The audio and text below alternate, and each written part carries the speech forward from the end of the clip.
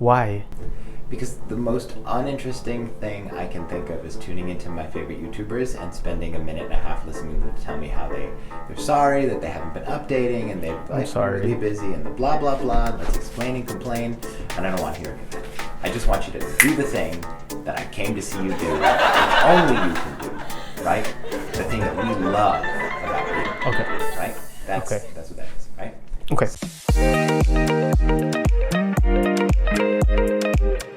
What's up, guys? Andrew here, and welcome to Comic Booker, all things comics from a creator.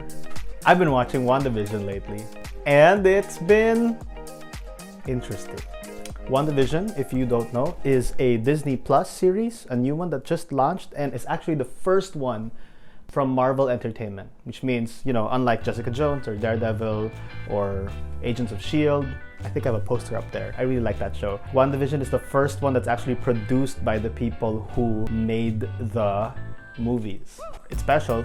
Their first major TV show has come out in the form of a love letter to old TV shows, and I've noticed it's really putting some people off. Just because it's, let's say some people find it boring, find it too old school, and maybe a few of the references are flying over their heads.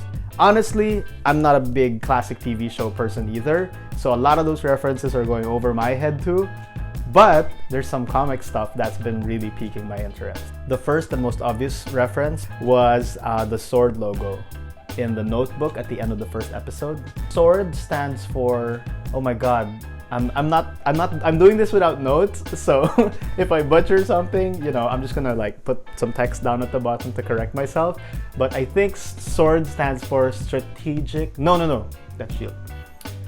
Sword stands for Sentient Worlds Observation Research Division. Did I get that right? You will know. It's an offshoot of S.H.I.E.L.D. that polices alien and extraterrestrial and extra-normal activity going on all over Earth. Sword Station is a sword-shaped satellite that orbits the Earth. In the comics at least, its main purpose was alien border control for the planet Earth. The other reference that really jumped out at me was when Vision and Wanda were arguing about the name of their children. I freaked out because they were like, oh, I want to name Billy, and then they were like, I no, what about we name Tommy? It's like Billy because William Shakespeare, and then Tommy, and like, oh my god, the whole storyline that sort of jumps out of goes way back to the 80s. It's a comic I actually read when I was a kid.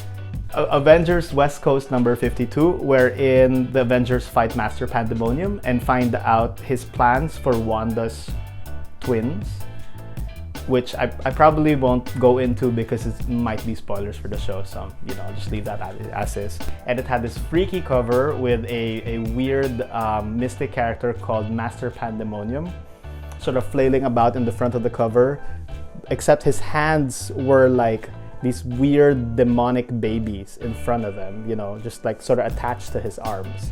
And that like gave me nightmares as a kid.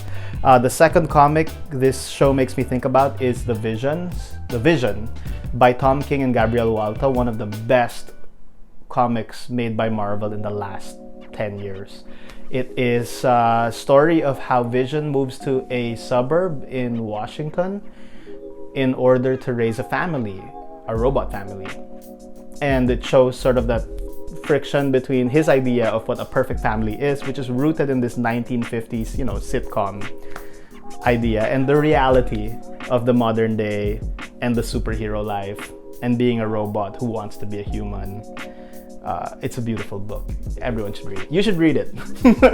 And the third comic it makes me think of is House of M, a big crossover event by Brian Michael Bendis, drawn by Olivier Coipel. And it's a giant crossover between the X-Men and Avengers, wherein they try to deal with Wanda, or Scarlet Witch's reality warping powers. She basically changes the entire universe in the first issue, and we're left to try to claw our way out of this alternate universe where everyone technically gets what they want. Wanda gets her kids, Polaris gets to be Magneto's daughter, Magneto gets to be Lord of the World, Peter Parker is the most popular superhero, and he's married to Gwen Stacy, the love of his life who died.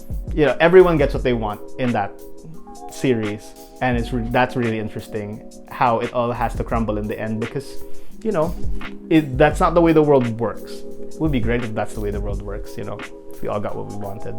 Wanda tries to do that. She tries to give everyone what they want, and it goes badly. Read House of M. But read Vision first. That's the best one.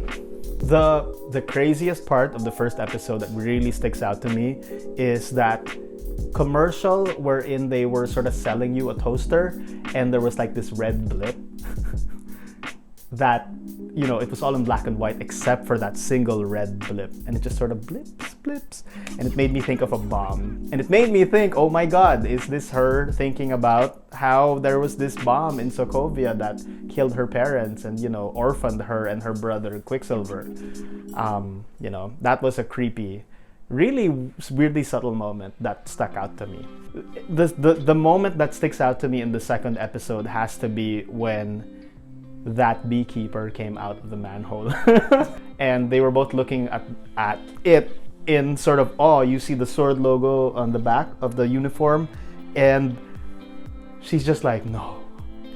And the show literally rewinds. You can see the exact effect you would get on old VHS or Betamax tapes, where the picture just sort of swivels up and then just goes backwards in time. It was eerie. It was eerie. For the third episode, hands down, the birth was the craziest part. The first baby came out and I was like, no, it has to be two babies. It has to be two babies. And then of course the show showed you that twist. That was a very satisfying moment in the show because it sort of confirmed one of the theories I'd been having since the beginning of the show, that we would get to this point, which really sets up so much and opens so many doors for future storylines, you know. But really, the third episode, I think everyone's gonna walk away from that thinking about that Geraldine getting thrown out of Westview, landing there in that field around military copters, and you see these sort of temporary military bases, and you see this field which has this effect almost like, you know, old TV. That's really eerie. It sets up the scale of this whole thing because honestly the first 3 episodes feel very small scale, which is kind of part and parcel of the whole sitcom genre, you know. You're in this room, you're in this studio, we have a unity of place and unity of time, you know, sort of like all the budgetary constraints you would have with the classic TV shows. But just outside, just beyond this, like, you know, paper veneer of the studio set, there's this entire Marvel movie that's kind of bubbling together with reality warping implications and like, oh my god, where is this going? You know, in metafiction, the story is aware that it's a story, and it tells the viewer that. You know, the way these sitcoms work, at least story structure-wise, they say every character should have a secret.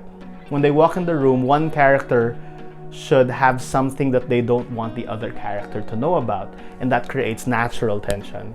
I think there's a line in the third episode where Vision says, it feels like the residents of Westview are always on the verge of discovering our secret.